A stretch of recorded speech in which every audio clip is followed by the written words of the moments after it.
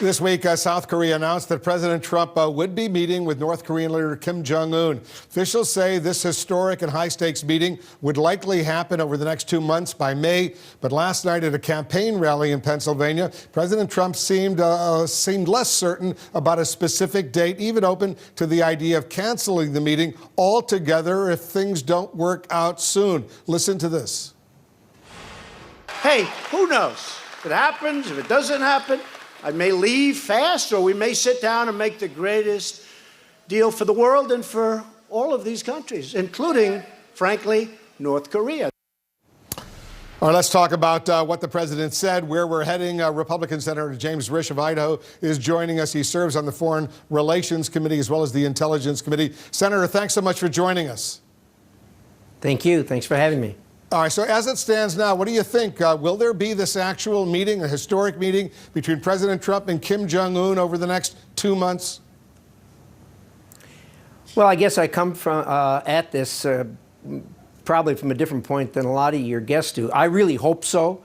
I know there's a lot of negativity we've heard about people saying this could go wrong or that could go wrong. And of course, there's a lot of vitriol out there against President Trump, and I think that's probably where that comes from. But look, presidents have tried for 7 decades to bring this country to heel. It's gotten worse and worse. I have said in recent years over and over again, some president's going to have to deal with this. The time is here, and something's going to have to be done. There's no question about it. I hope indeed that this meeting does take place.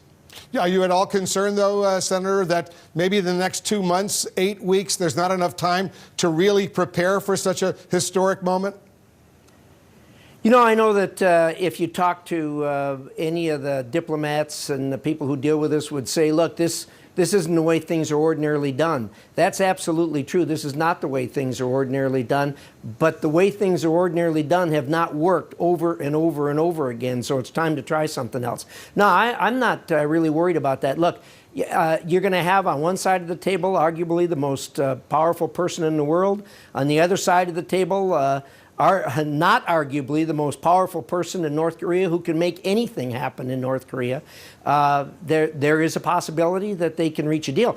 The thing that has really stunned us all is the fact that this wasn't solicited. This was an offer by Kim Jong-un. And for him to put out a statement, and it came originally through the South Koreans, but you remember on Thursday night late, it came from the North Korean ambassador to the United Nations and said that Kim Jong-un is interested in denuclearizing the Korean Peninsula. All of a sudden, we have the same objectives. If we have the same objectives, you no longer have an argument about what the objective is. It's how to get there. And I'm hoping they can do that. Well, what they have agreed to, at least so far, to set the stage for this meeting is to suspend nuclear testing, suspend their intercontinental ballistic missile testing, not oppose the scheduled U.S.-South Korean military exercises next month. But do you really believe, Senator, when all is said and done, Kim Jong-un is going to give up his nuclear weapons? I don't know. What I do know is that he said that he's interested in doing that, seeing peace on the Korean Peninsula, which of course is subjective, but denuclearization is not subjective, it's objective. And if there's an agreement in that regard, look, we know how to do this. This isn't the 1990s. We have methods and sources and ways and means of checking these things. We do this all the time in dealing with other countries. So he knows that if he sits down and he makes a deal, that it's not going to be a deal where we just shake hands and everybody walks away. It's going to be a deal that has to be verified. He knows that. And this all came as an offer from him. To be honest with you, for those of us that work with this all the time, this whole thing is stunning. It really is that he would make the offers that he has.